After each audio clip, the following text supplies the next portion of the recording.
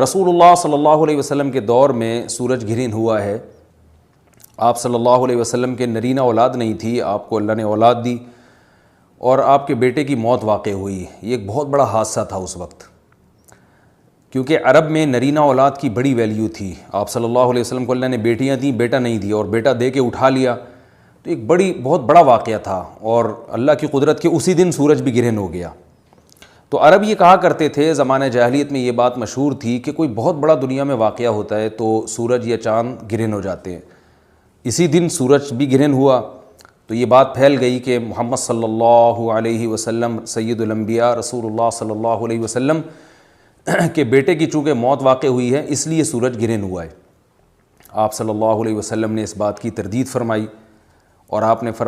ان الشمس والقمر آیتان من آیات اللہ لا ينکسفان بموت احدہما, کہ سورج اور چاند اللہ کی نشانیوں میں سے ایک نشانی ہے. لا ينکسفان بموت احدہما ولا لحیاتہ, نہ تو یہ کسی کی موت کی وجہ سے گرہن ہوتے ہیں نہ کسی کی زندگی کی وجہ سے. بل یخوف اللہ بہما عبادہ, اللہ ان کے ذریعے اپنے بندوں کو ڈراتے ہیں. یہ بخاری مسلم کی حدیث ہے,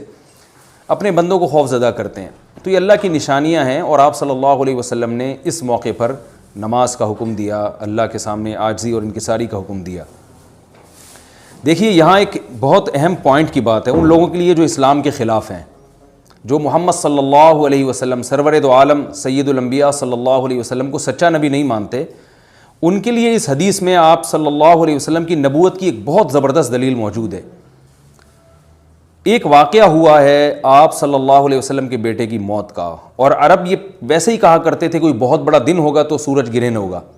تو کوئی بھی شخص جو جھوٹا نبی ہو, آپ خود بتائیے کہ کیا وہ ایسے موقع پہ اس واقعے کو اپنے حق میں کیش نہیں کرائے گا, اور وہ یہ کہے گا نہیں کہ میں تو پہلے ہی کہتا تھا میں بہت بڑی شخصیت ہوں اور میرے بیٹے کی موت ہونا, ایک پیغمبر کے بیٹے کی موت ہونا ہے تو یقیناً یہ اس اللہ کی طرف سے ایک نشانیہ ہے, یہ نشانی ہے سورج کا گرہن ہونا, یہ بتانے کے لیے ہے کہ واقعی یہ بہت بڑا دن ہے, اور میں یعنی یہ بہت بڑا دن اس اعتبار سے کہ ایک نبی کے بیٹے کی موت واقع ہوئی ہے.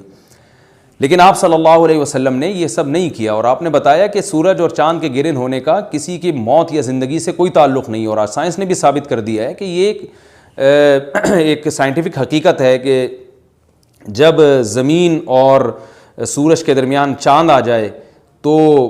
سورج گرہن ہو جاتا ہے, اور جب چاند اور سورج کے درمیان زمین آ جائے اور سورج کی روشنی چاند تک نہ پہنچ رہی ہو تو چاند گرہن ہو جاتا ہے. تو یہ ایک اس میں عبرت کی بات بھی ہے ان لوگوں کے لیے جو آپ صلی اللہ علیہ وسلم کی نبوت میں شک کرتے ہیں. البتہ آپ صلی اللہ علیہ وسلم نے اس موقع پر ہمیں حکم دیا کہ اللہ سے تضرع اور عاجزی اور انکساری کی جائے, اپنے گناہوں کی معافی مانگی جائے, اور نماز آپ صلی اللہ علیہ وسلم نے پڑھی. اس پہ بھی بعض لوگ اشکال کرتے ہیں کہ یہ جب ایک نیچرل پروسیس ہے تو اس میں اتنا گھبرانے کی, کیونکہ حدیث میں آتا ہے آپ صلی اللہ علیہ وسلم بہت گھبرائے, تو اس میں گھبرانے کی کیا بات ہے. تو یاد رکھیے ہر نیچرل پروسیس جو ایک عام معمول سے ہٹ کر ہو اس میں انسان کے لیے ایک عبرت کی بات ہوتی ہے. ہم دیکھتے ہیں رسول اللہ صلی اللہ علیہ وسلم کے دور میں جب تیز ہوا چلتی تھی اور بارش سے پہلے ہوا چلا کرتی تھی تیز ہوائیں, تو آپ صلی اللہ علیہ وسلم گھبرا کے مسجد کی طرف دوڑتے, عاجزی انکساری کرتے, اللہ تعالیٰ سے یہ کہتے کہ اللہ تو نے تو مجھ سے وعدہ کیا کہ جب تک میں ان کے درمیان موجود ہوں تو ان کو عذاب نہیں دے گا. تو یہ خوف کا غلبہ تھا آپ صلی اللہ علیہ وسلم پر. کیوں؟ وجہ اس کی یہ تھی کہ یہی حالات قوم عاد اور قوم سمود پر بھی آئے ہیں. قرآن میں آتا ہے نا فلما رأوه عارضا مستقبل اودیتهم قالوا هذا عارض ممطرنا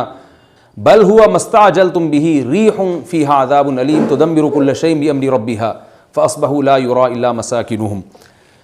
کہ وہ بادلوں کو دیکھ کے کہنے لگے یہ تو ایک معمول کے مطابق بادل ہیں جو برسیں گے اور بارش ہوگی. تو پیغمبر نے کیا کہا کہ یہ بارش نہیں ہے بلکہ یہ وہ عذاب ہے جس کی تم جلدی کیا کرتے تھے, اور اس میں ایک ایسی ہوا ہے جو اللہ کے حکم سے ہر چیز کو ہلاک کر دے گی. اور پھر ان پر ایک ہفتہ عذاب آیا, اور قرآن کہتا ہے کہ وہ ایسے پڑھ کے ہلاک ہو گئے کہ فَتَرَ الْقَوْمَ فِيهَا صَرْعَىٰ كَأَنَّهُمْ أَعْجَازُ نَخْلٍ خَاوِيَةٍ, اے مخاطب اگر تو ان کو دیکھتا تو ایسے لگتا کھجور کے تنے ہیں جو اوندھے پڑے ہوئے ہیں. تو ایسے ہوا نے ان کو تہس نہس کر دیا. تو یہ عام معمول سے ہٹ کے جب بھی اس کائنات میں کوئی تغیر آتا ہے تو وہ اللہ کی نشانیوں میں سے ایک سائنٹیفک حقیقت بھی ہے, اس کی ایک لاجک بھی ہے, لیکن اس کے ساتھ ساتھ اللہ کی نشانیوں میں سے ایک نشانی بھی ہے. اور ایسی نشانی ہے جس سے ہمیں ڈرنا چاہیے کہ اللہ تعالیٰ کو اختیار ہے، وہ جب چاہے سورج کی روشنی چھین لے، چاہے کسی بھی طرح سے چھینے۔ اور یہ بھی ایک سائنٹیفک حقیقت ہے جو آپ صلی اللہ علیہ وسلم کی نبوت پر جس نے ایک مہر لگا دی ہے کہ سورج اور چاند کا گرہن ہونا، اگرچہ اس کی ایک لاجک ہے کہ چاند سورج کے سامنے آ جائے تو سورج گرہن ہو جاتا ہے، لیکن اس بارے میں جو ہماری تحقیق ہے، جو سائنسدان کہتے ہیں کہ یہ وقت یعنی خطرے کا وقت ہوتا ہے، سورج سے ایسی خطرناک ریز نکلتی ہیں جو نقصان کا سبب بن سکتی ہیں، تبھی بعض حضرات سورج کی طرف دیکھنے سے بھی منع کرتے ہیں۔